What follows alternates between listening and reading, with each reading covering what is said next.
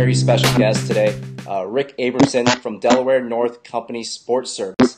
It's kind of a mouthful, but he's the president over there, and he's in charge of a lot of stuff, a lot of concession stands, 10 major league stadiums, I believe, which includes Progressive Field, Target Field, Petco Park, among others. So we're glad to have you, Rick. Thanks for joining us. Yeah, I just got one of the greatest jobs in the world. I'm happy to share it with you.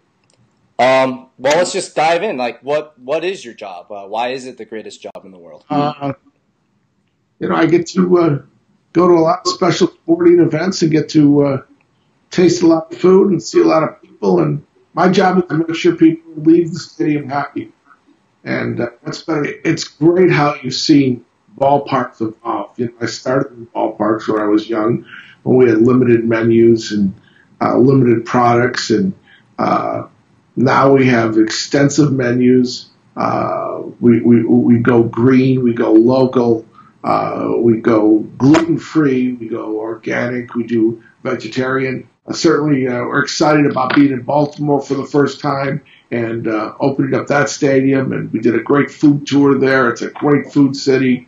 Last year, Minneapolis, it's a great food city. But I think I'm coming to the conclusion that with help from our friends from the Food Network and people eating out more, the sophistication of food and ballparks and overall has really become great. And it's a challenge I love. I mean, I love, Food Spotting is one of my favorite apps to figure out some new concepts and new ideas. And we're personally going to be starting up Food Spotting sites for ourselves to take pictures of some of our more themed or more special items. I'm going to be very honest with you. We're not the cheapest beer in town, okay? But you got to have a cold beer. You got to have it at the right place, served by the right people at the right time, and you can serve a lot of them. The majority of our businesses, hot dog, peanuts, beer, nachos. I mean, we have to have the best hot dogs. We have to have a kosher hot dog, or we have to have an all-beef hot dog, and pinto beans and jalapeno and all kinds of different things. I guess I do still have to ask about fans who still kind of complain about the prices. Then you kind of touched on it. Oh, absolutely. Let me tell you, we could do dollar beers, and they'd say that $1's a little too much. We work on grocery store margins. We work on the same margins that they work on grocery store. People can say, I can get a 6-pack for what that beer costs. Well, people realize that we pay rent to the team. I mean, do you think ball players making $25 million a year comes just from ticket sales?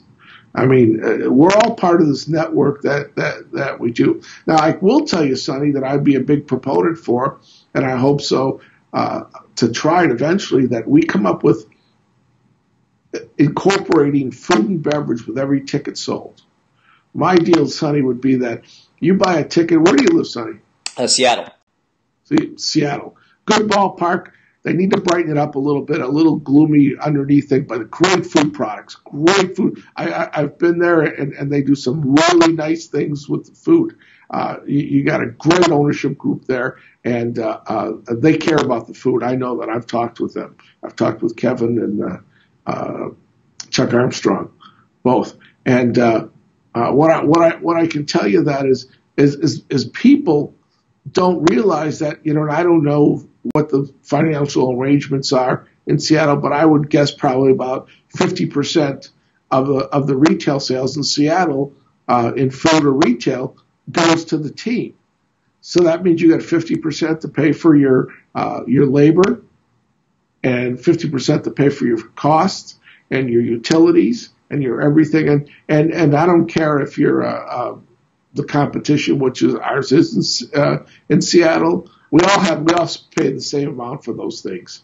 And so the way the prices are up there is because the money goes to the team. But I would love to be able to have you go to Seattle, go to a game, and with it built into your ticket, you get a soft drink, a popcorn, a peanut, a pretzel, a hot dog, and that's all included.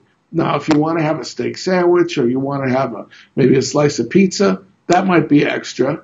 But your basics are covered. Your family's basics are covered. Everyone you go with, no one has to worry about, what I'm going to do. Hey, if somebody wants to have 2 or 3 beers, that's their prerogative. But when you go to a ballpark, I want to make it an all-inclusive entertainment. It is America's pastime, and I think baseball has a real opportunity, Sonny, with what's going on in some of the other sports where they're looking at labor stoppage. That baseball could really do well if they gravitate towards that young fan and get that fan in there. Where do you see kind of stadium food and kind of sports and food kind of evolving into in the future?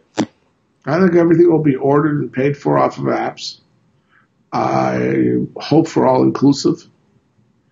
I hope for people to be able to order their food, especially at places like a football game, to say, I want this delivered at halftime, and order it off an app and have it be delivered there fresh. We're working with one of the Iron Chefs, Morimoto, in one of our airport concepts on skewers, on a kind of a yakitori skewer thing in front of people.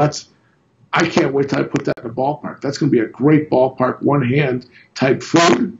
And you can do a vegetarian, you can do a seafood, you can do a fish, you can take care of those people. You can do you can do beef, chicken, pork, and so I think that's certainly a direction that we're going to go. But I hope that all-inclusive comes in. I think that when people buy a ticket, they should. The family shouldn't have to bring in their own sandwiches and shouldn't have to bring in their own popcorn because the pricing. It should be all-inclusive, and they should be able to get that. I think that's a big part of the future of the food business in stadiums and arenas.